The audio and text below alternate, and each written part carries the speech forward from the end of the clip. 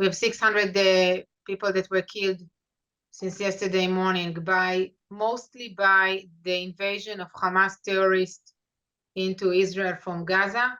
These were many hundreds of Hamas terrorists that invaded to Israel from Gaza, either by the land, the sea, or the air. Many casualties are from a music festival that was held during the night between Friday and Saturday with thousands of people, and the Hamas terrorists just landed on the festival and just opened fire and killed people.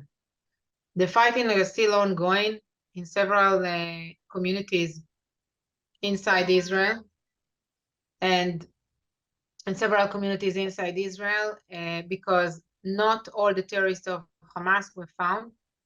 Other than the 600 people killed, among them officers and soldiers and civilians, we have 2,000 wounded and about 100 taken hostage, maybe above 100 taken hostage into Gaza, including children and women and older people. This attack came 50 years after the Yom Kippur War. That was on October 6, 1973, I believe. Do you think the timings aren't accidental? No, they are not accidental, but it's not the reason. Okay, the timing is definitely symbolic, and I believe it was picked that way by the initiators. But let's look at the bigger picture. And the bigger picture is actually a combination of two contradicted trends.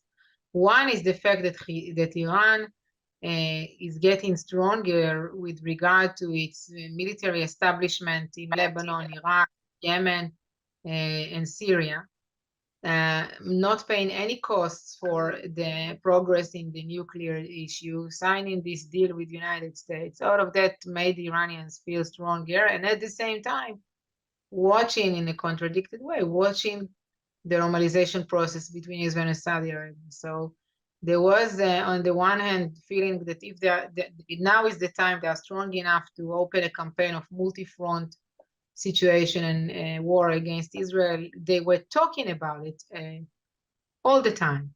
In the past 2 years, we've seen the preparations on the northern border next to where I live. And this is, this is eventually two contradicted trends that came together to create this very specific timing of attack against the state of Israel.